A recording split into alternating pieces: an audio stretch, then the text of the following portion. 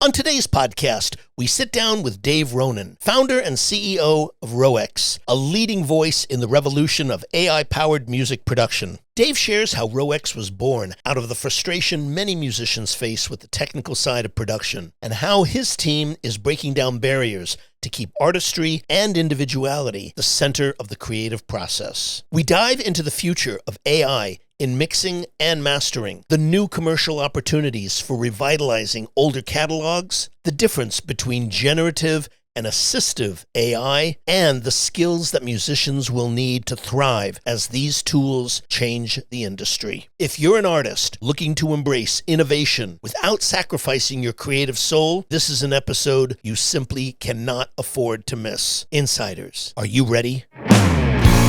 Welcome to MUBUTV's Music Business Insider Podcast, where our mission is to educate, empower, and engage artists and music business professionals who are dedicated to having a successful career in the new music industry.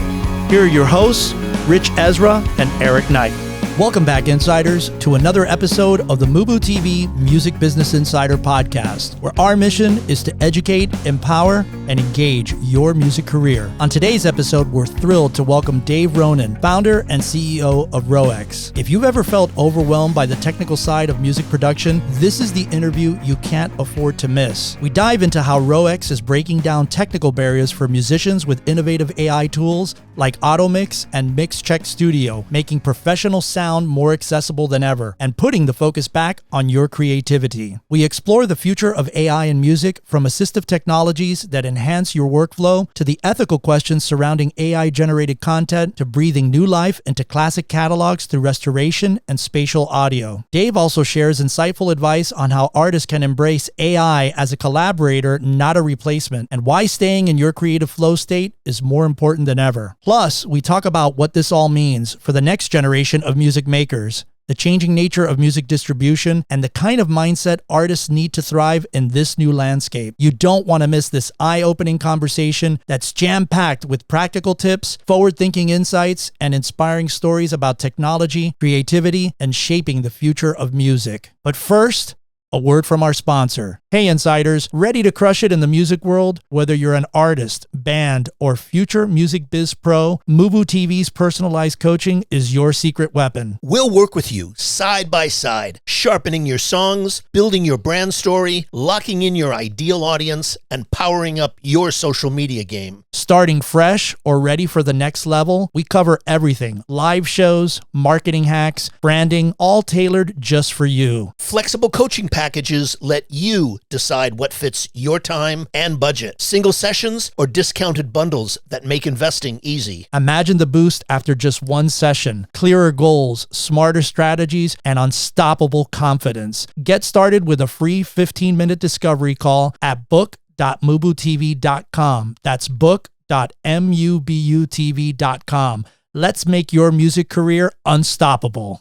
Hey, Insiders, are you ready to take serious control of your music career? Whether you're dreaming of getting signed, finding the perfect artist manager, or landing your music in movies and TV shows, MUBUTV has you covered with 3 essential free guides. First, learn how to contact A&R the right way. The insider secrets to approaching executives without burning bridges and with confidence. Next, discover how to attract the right artist manager, when to start looking, what to expect, and how to find someone who truly believes in your vision. And finally, unlock the world of sync licensing with how to pitch to music supervisors the right way. Get your music placed in film and TV, reach new audiences, and open up exciting revenue streams. These guides are packed with real-world advice, practical steps, and the do's and don'ts every artist needs. If you're listening on this podcast or watching on YouTube, just check the description below to download your free copies now. This is your blueprint for turning dreams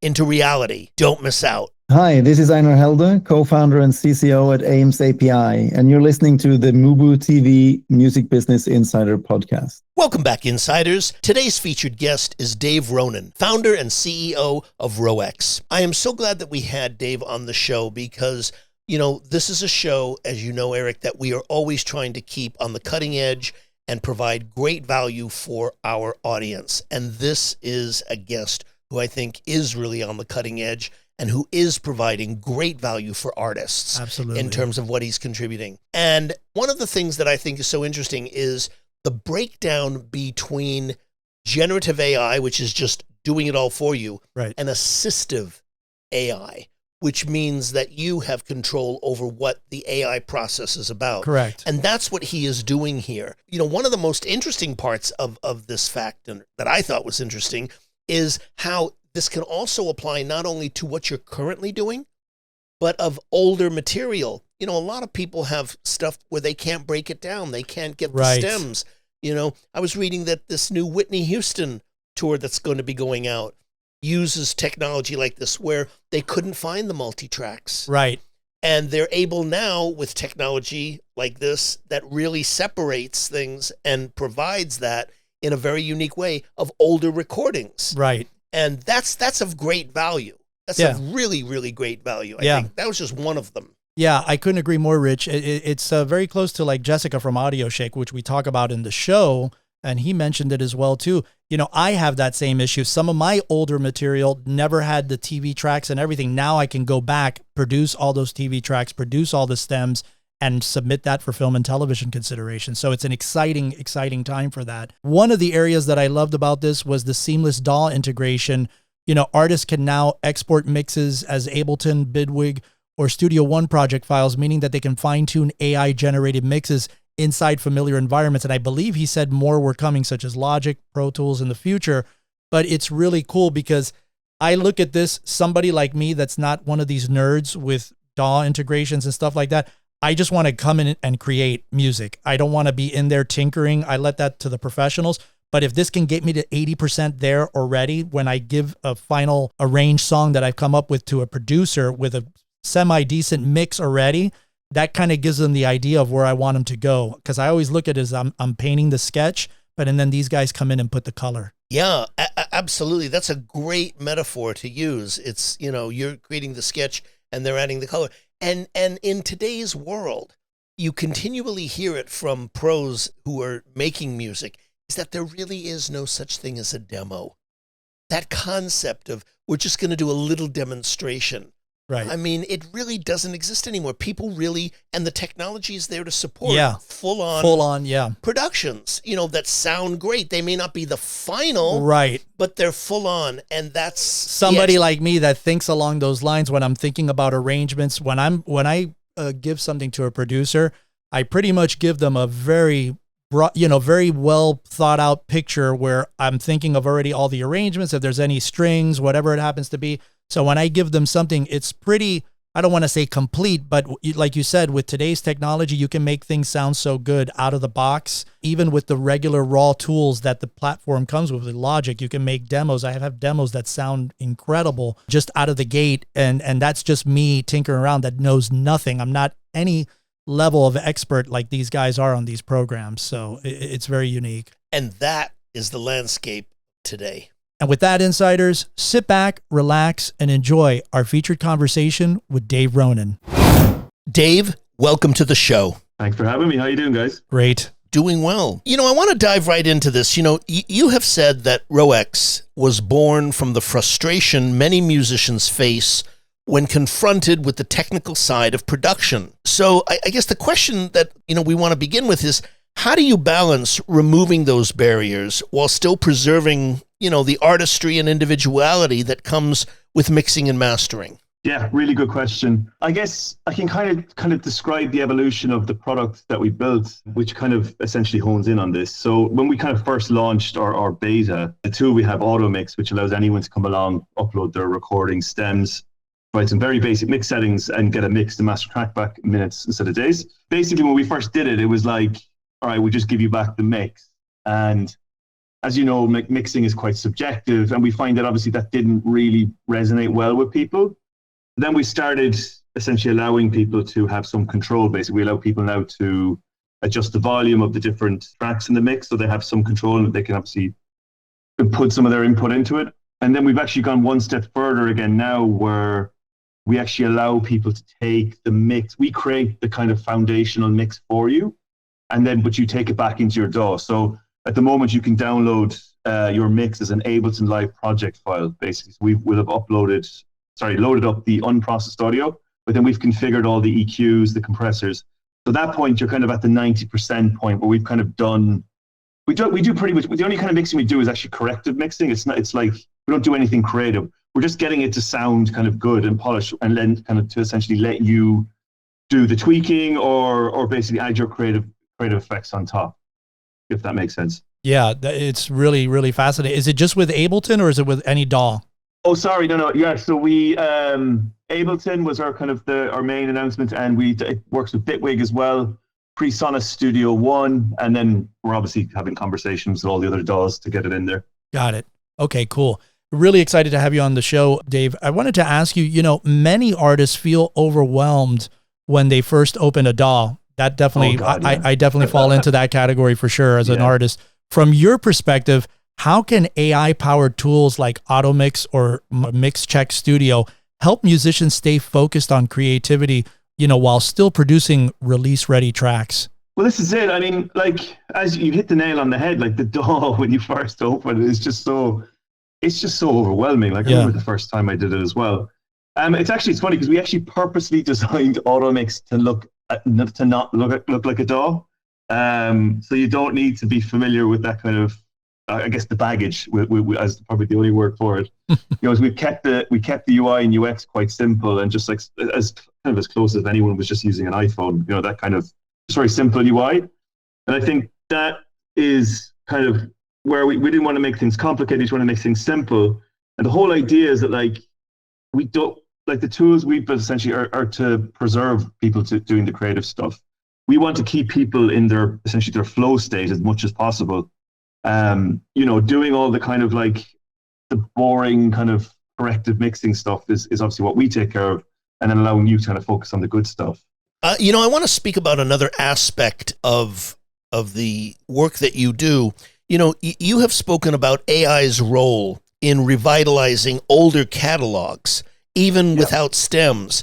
And for artists that are sitting on older recordings, what new or creative commercial opportunities do you think this opens up? Yeah, I mean, one of the things we do, and I can touch on some of the other things you can do, is like we do kind of restoration where we'll take stuff and we basically stem separate it and then we polish it, remix it and remaster it for you. That's just one very basic way to do it. It just breathes life into tracks. But what you can do, obviously, with stem separation, there's some really good technology out there for it now. I mean, AudioShake do great work. Yeah, we've had her on the show. Yeah. Oh yeah, Jessica's great. Yeah, Jessica's great. Really great. Yeah. But like the big thing for that is obviously it opens up remixing possibilities, because you can take, you could certainly change a track from like, I don't know, like you can change a hip hop track into a drum and bass track, because you're able to kind of take out the new element, take out the different elements and swap them out. But then there's also like the spatial aspect of it as well. You can do like revitalizing old catalogs with doing Dolby Atmos mixes. I mean, that's a big thing, obviously. Right. I think it's tricky because sometimes there are artifacts that happen because of source separation. But if you can get rid of those and make it sound good, I mean, it can sound really good, especially all the Atmos stuff. I know there's a lot of old catalog getting turned into Atmos now, and it sounds good. I went to a really good talk at ADE last year, the Amsterdam Dance event. It was the guy who did the Atmos version of he redid Atmos for Blue Monday by New Order, and he explained the whole process of how they did it. They had to try and get the old tapes, but I think they actually said they couldn't find some of the original recordings. So what they did was they sampled the original kick from the actual stereo track and then used that as a trigger. Wow! And then spatialized it. And I heard it in an actual Dolby Atmos room, and it sounded phenomenal. It really did. It's like the original sounds amazing, obviously, but right. The Atmos version was just like Jesus. Yeah, that's got to be mind blowing. Yeah. Yeah, well, they had the original stems, the original tracks from that in order to do that. That probably made all the difference. They didn't have all of them. I think that was the thing. Just some of them? Yeah, just some of them. There was I can't remember the anecdote, because it was the guy, I think it was the drummer that was there. He was on stage telling us about it. It was really interesting. But he was saying that they ended up losing they'd lost loads of tapes. Obviously, his stuff kind of, but they were able to do, I think they used stem separation for it, I'm pretty sure. Well, it's just such an iconic drum sound that New Order had, so it's iconic, Yeah, absolutely. Yeah. Yeah, it's interesting, as you were speaking about that, I was reflecting, one of the great masterpieces of the last 50 years in pop music, in terms of, being an audiophile recording, is Steely Dan's Asia. Oh, yeah. And the interesting part about that, I don't know if you are familiar with that album, but one of the things about it has never, ever come out in a 5.1 or any kind of advanced audio technique, precisely for the reason that you're talking about. They lost the multi-tracks of one of the songs. And so, they have the whole album, they have all the multi-tracks for everything except that one song. And what's interesting about what you're saying, it kind of reminded me, is that they now have the ability, if they choose to reconstruct it. And they could do this by removing, putting it into the format now, because the technology exists to do that. Whether they'll do that or not, I don't know. It would be very interesting to hear that album in a, some of the spatial or Atmos or 5.1 kind of mix. Yeah, definitely. I mean, the thing about the stem separation, I guess, is it's really good at doing drums, vocals, bass, and then everything else, I think it's a bit harder to pick out. So I think the technology isn't maybe not there yet to do full. I mean, I don't know. I mean, I'm not an Atmos engineer, but I think it's they're still. I think they're still trying to get out certain, stem out essentially certain instruments, but it's getting there. And I think once they get there, it's going to be amazing. When they can do proper spatial, all the instruments split out basically. Yeah, for sure. Dave, with your integrations into digital audio workstations like Ableton and Bitwig, which you mentioned earlier, artists can now tweak AI generated mixes themselves. What advice would you give to artists about how to use AI as a collaborator rather than a replacement? Yeah, good question. I mean, I think AI is here to stay. I mean, the other thing is I think AI became such a hot topic, obviously, once ChatGPT burst onto the scene. But AI, all that technology, there's a lot of this technology has been in Isotope plugins for years, you know what I mean? And various other plugins. I mean, people have probably been using it a lot longer than they think. Right. I think where it really shines, though, is when it's assistive versus actually replacement. Because, I mean, Suno and Udio, the technology is fascinating. You can go along and, prompt it and, it generates a song in no time. But it's very much like a flash in the pan. You know what I mean? It's okay, great, but what do I do now? I didn't write this. I didn't put my sweat, blood, and tears into this. But with assistive AI tools, it can fill gaps where you're not necessarily, very good at, say, maybe you're not good at programming drums or not very good at mixing and mastering.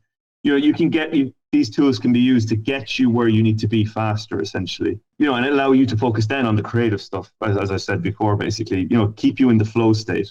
I think that's what's important. And you should be using tools that do that, but obviously preserving you and your creativity. It should be you doing the creating and you getting the enjoyment out of it. Yeah. So I'm not, I think, as I said, I think that the tech is interesting with the prompting and whatnot, but it kind of ruins the point of creating music. You know what I mean? Yeah. Yeah. It's interesting. You just brought up an interesting point, which I want to have you expand on. The idea between generative AI and assistive AI. Can you talk about those distinctions, because they're really important in your work? Yeah, I mean, I guess generative is where it's creating brand new content. I mean, obviously, as a guy, Suno is the perfect example. It generates new songs, but you can still use generative in an assistive way. I probably, I mean, because you could get it to generate maybe samples that are complementary to what you're doing. Right.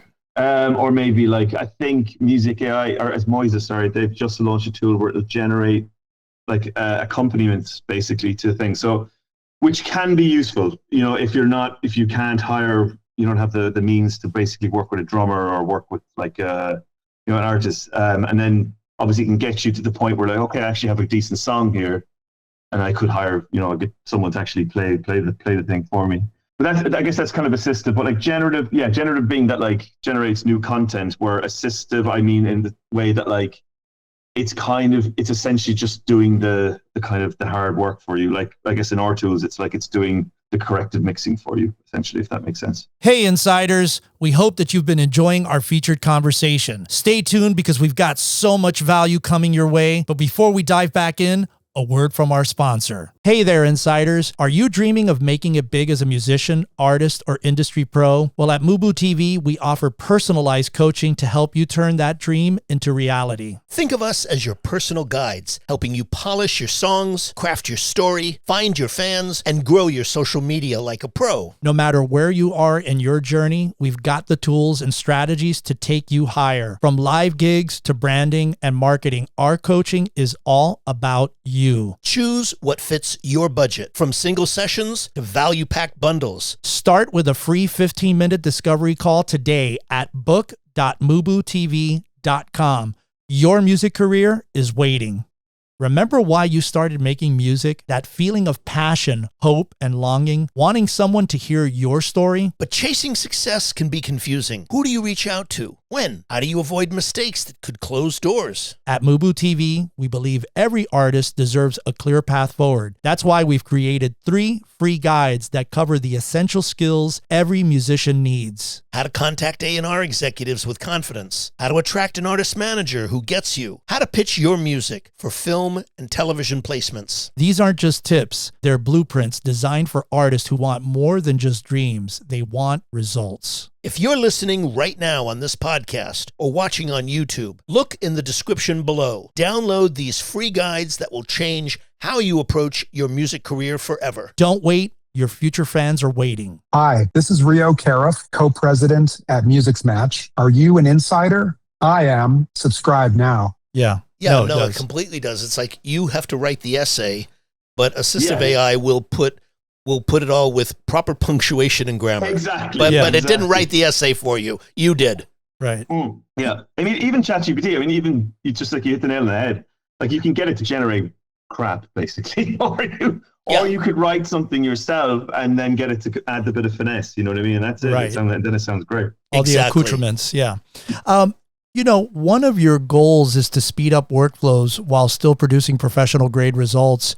Do you think that there's a risk that speeding up the process could undervalue the craft of mixing, or does it actually free up more creative bandwidth for artists? I think, yeah, definitely. I think it just frees up more creative bandwidth because a lot of the stuff we're doing, like that, well, the stuff that we solve anyway, it's literally stuff that you just have to do. It's not fun to do it. Right. I don't want to be mixing. I personally, as an artist, don't want to be mixing. If I can have a tool that does that for me and gets me there to 80-90%, that's great. Exactly. It's kind of like what we kind of do are kind of like adaptive mix templates. You know, right. You can download a mix template and it has all the stuff set up for you.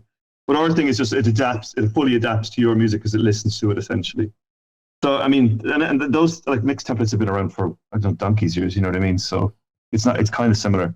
Yeah, it's, there are those out there, professionals, who feel that, mixing is an entirely separate art from recording. Yeah.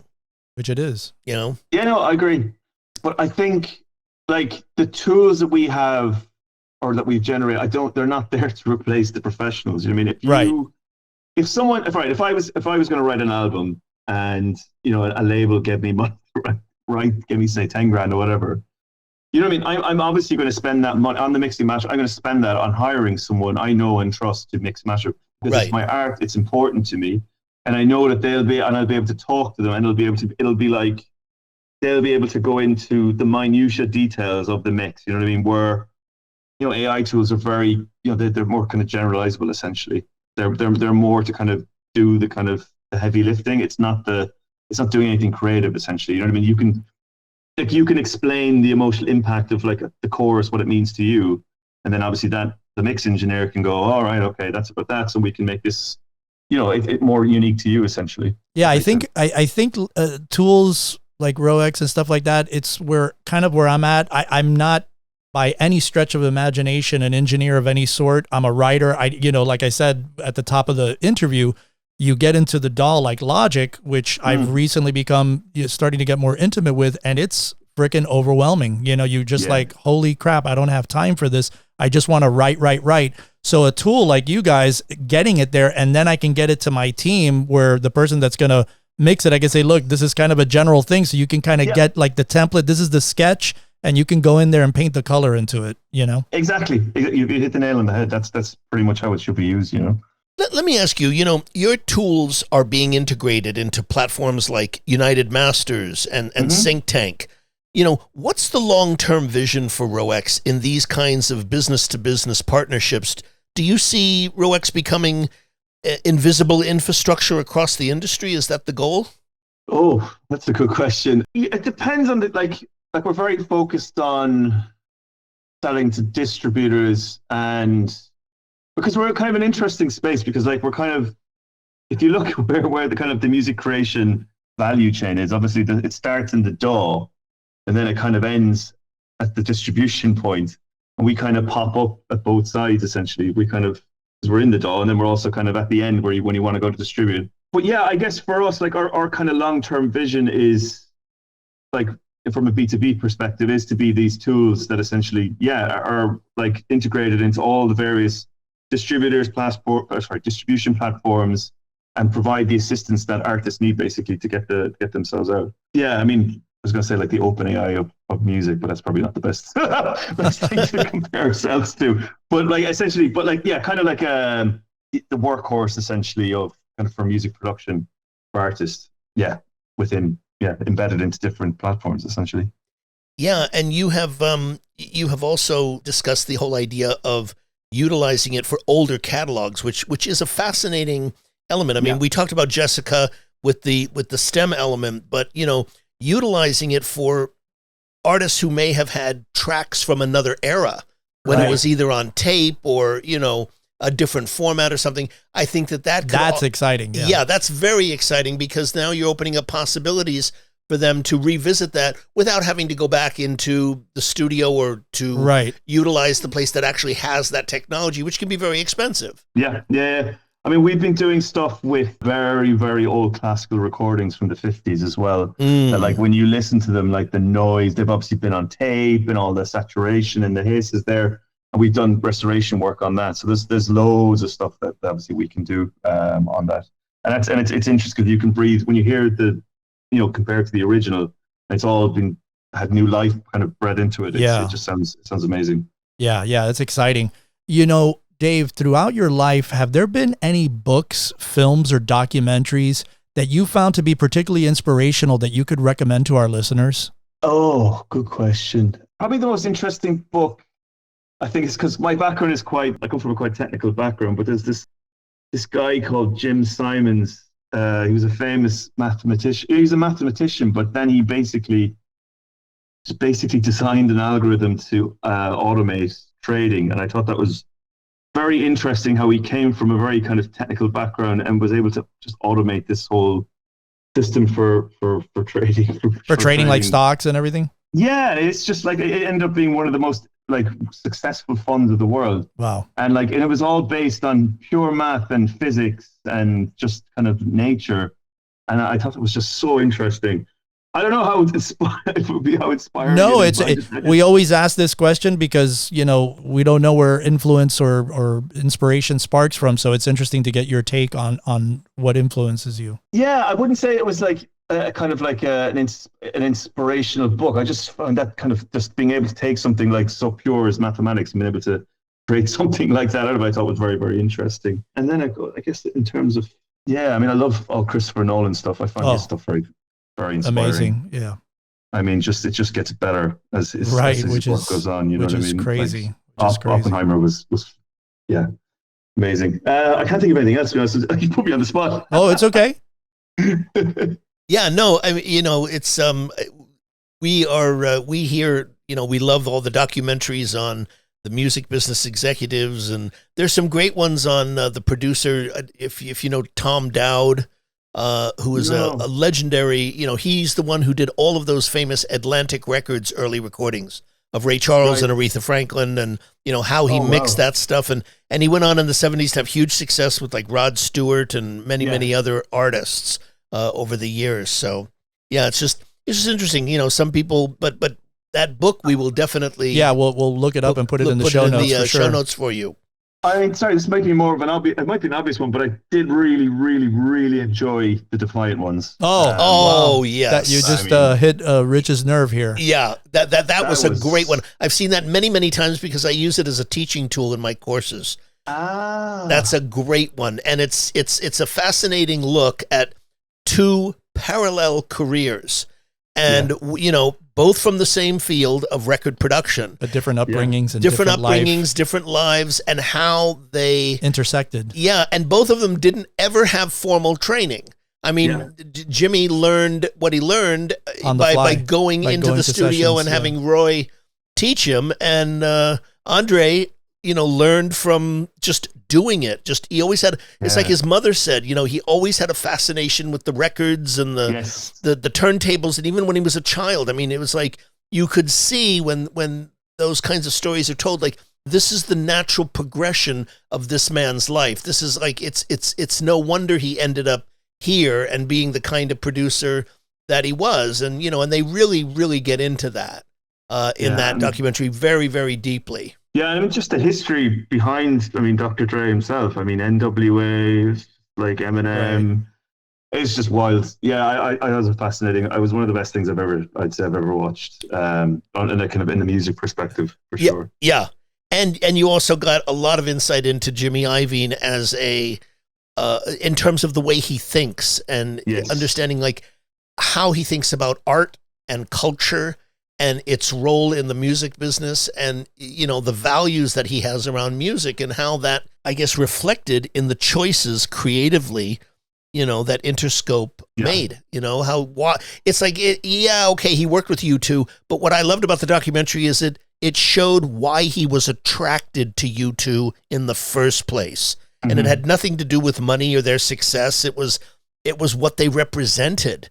It was those values, the thing like what he said about John Lennon and about, the art of it all, which that's where I thought that the documentary really succeeded, excuse me. Yeah, no, it was phenomenal. Looking ahead, as AI tools become, faster and more embedded in the platforms artists already use, what new skills or mindsets do you think musicians will need to adopt to thrive in this new landscape? It's a good question. And you know what's interesting, I think, now is, I think, like, the beauty of what, like, all these AI tools, and I coming this from I make music myself, but I don't do it professionally, and I don't have as much time for it because I've got two very small kids. They take up a lot of time, as you can imagine. I could probably relate it to like starting a startup, which we've been doing the past 3 years. Like, it's been so, in some ways you could, if you're going to try to be a professional musician, you kind of have to, it's kind of be treated as a business in some respect. But being able to use like things like ChatGPT for like marketing purposes, just being able to write like stuff for LinkedIn and all that kind of like easy stuff. Obviously you can use that as well for being an artist. You're creating your content for Instagram and whatnot. All these tools are there to make you go faster. So it becomes a lot easier to get stuff out there. And obviously you need to be present online. That's just part of the way it is right now. So I don't think people should be scared of this or like have a negative view on it. I think if you can use it to make you go faster, then you should use it. You know what I mean? If that's, and I go back to what I was saying earlier on, if it keeps you in your flow state, and like flow state doesn't need to be just necessarily creating music, in lots of things in life, you know what I mean? If you can maximize that, there's nothing wrong with using it. And I think there is a lot of fear out there and a lot of negativity towards AI, and then it's completely warranted as well.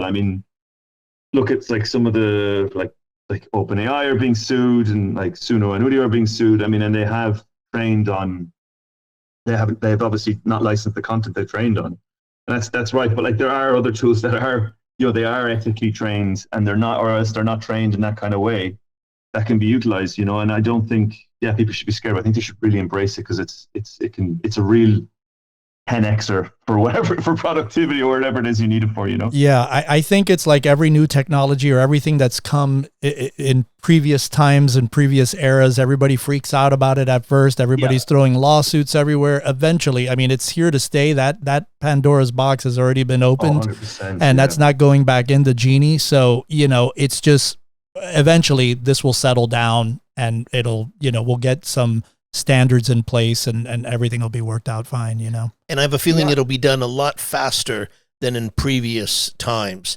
With the whole streaming thing, how record labels were very reticent to actually fully embrace that. You are seeing the speed at which, you know, the big companies are actively dealing with the realities of what you have said immediately. This is not something that they're going to put off for a year and drag their feet and we don't want to and I don't know. No. It's being dealt with right now.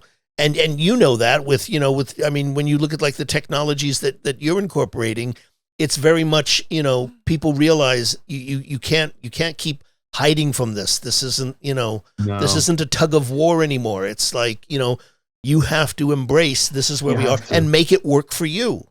Yeah. Make it work for you. I think I remember seeing something online recently. It was like when synthesizers first came out, there was like strongly worded letters written from like, you know, obviously traditional musicians and, you know, this is going to take our jobs and all this kind of stuff. Right.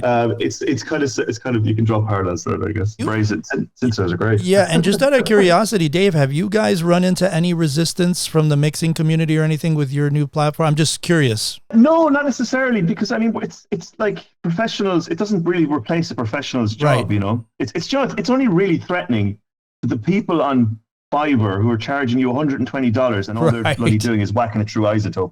Exactly. You know? So you know, and in fairness, they're just pulling the rug under you anyway. Right. No, I mean, we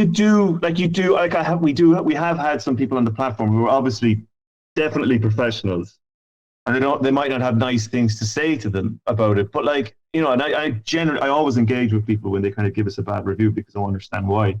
Right. And then I just find it like they're a professional mixture. We're like, and I'm like, the product's not aimed at you, you know what I mean? And they're like, okay, exactly. Well, fair enough. Right. You know, so. Yeah, I mean, not generally. It's been fine. I mean, ultimately, that's the thing. I mean, if like once this gets fully integrated into a DAW, like it's just going to save time for professionals. You know what I mean? Even like they'll have eventually, hopefully, they will have a magic button that does all the corrective mixing for them. It'll set everything, and then they can just tweak it. You know what I mean? Right. It's still them doing it. So suddenly they're able to do 20 mixes a week instead of 10, you know, that's more money for them. Exactly. So it's a win-win for everybody. Exactly. You know what I mean? It's not like you can still tweak, they can still change stuff. It's you know, it's not destroying the audio. It's just. Yeah, it's that 80-20% rule. It'll get you 80% there. You have to do the other 20%. Yeah. So, yeah. And that's the part that makes it who you are. You know what I mean? That's that person's magic touch. Exactly. Or whatever. That's their craft. So yeah, indeed. Really quickly, Dave, where can people learn more about you and ROEX? Is it through socials? Is it through the website, email? What's the best way to get a hold of you? ROEXaudio.com, and then, or else follow me on LinkedIn as well. David Ronan on LinkedIn, ROEX, you'll find me. That's probably the best thing to follow us on. And we're on Instagram and all that kind of stuff as well. Great. But yeah, just the website, I think probably the best thing. We've a brand new, nice looking, shiny website. So nice. Beautiful. Dave, we want to thank you so much for taking the time to do this. We really, really appreciate it. We're very grateful to you. I know it's the evening there, and we're very grateful that you took the time out to speak with us. Thank you again. No, thank you guys. It was great. I really enjoyed it. This was really exciting, Eric, for a number of reasons. This is a man who's coming up with technology and inventing things that are really moving the game forward. Right. Okay. One of my favorite things about this conversation that I love because it's so topical right now is, you know, everybody's talking about AI, and what he really made a clear distinction on, which I think is so important, is talking about the distinction between generative AI, which just generates something from whole cloth, okay, versus assistive AI, okay? And, you know, he talks about how AI is here to stay, but it's most helpful when it's assistive instead of replacing creators. And tools like ROEX, you know, can do the heavy lifting, corrective mixing, so that artists can focus, like you were saying, on the creativity. Correct. And, you know, utilize that. That I think is such an important element within what he's talking about, because it puts the power back into artists' hands. Yeah, I couldn't agree more, Rich. One of the other areas which I thought was really great was on balancing, removing barriers while preserving artistry. And when he talked about when they first launched their beta, it was just, we'll give you back the mix, but mixing is quite subjective. So now we allow people to adjust the volume of different tracks. We do the corrective mixing, nothing creative, which I think is a really unique angle that they have. They kind of fix the kind of general things that might be going on within the mix. Then they hand it over to you for you to go in and put your final touches. So again, another one of these really innovative companies that we've had on. We've had a real streak, with Chordal and with Medallion, just cutting edge companies that are changing the game. And so it's very exciting. Yeah, and they're really thinking about their individual fields in entirely different ways, in ways that are far more effective. And again, one of the things that I thought that he said was most important and useful for our audience to hear is that, that there's a lot of fear out there regarding AI, but that history has shown new tech always faces initial resistance. And that if you use it ethically and as a tool, it's a massive accelerator for creativity and for your output. We've seen this before when drum machines came in, when synthesizers came in. Oh, it's going to put all the music. And that Napster came in, all that stuff. Yeah. And it never happened. It never destroyed, what creativity is really all about. Hey, insiders, thanks so much for tuning into this episode. We really appreciate it. To get show notes, links, and everything that was mentioned during this interview, head on over to our official website at mubutv.com/podcast/show notes. If you're enjoying the content and what we're doing here on the show, please subscribe to the podcast on Apple Podcasts, Spotify, or wherever you listen to podcasts from. And don't forget to rate and review our show at iTunes. 5-star reviews are always welcome and help to ensure that our podcast stands out on the top-rated and new and noteworthy charts on iTunes and our space. You can also find us at social media at Facebook, Instagram, TikTok, and Twitter X, all ending with the handle MUBUTV, which is spelled MUBUTV. Don't forget to catch our flagship show, the MUBUTV Music Business Insider video series, airing every week on YouTube at youtube.com/MUBUTV. This show was produced and created by Rich Ezra and Eric Knight. Theme music by Disciples of Babylon, and be sure to tune in next week for another episode of the MUBUTV Music Business Insider Podcast.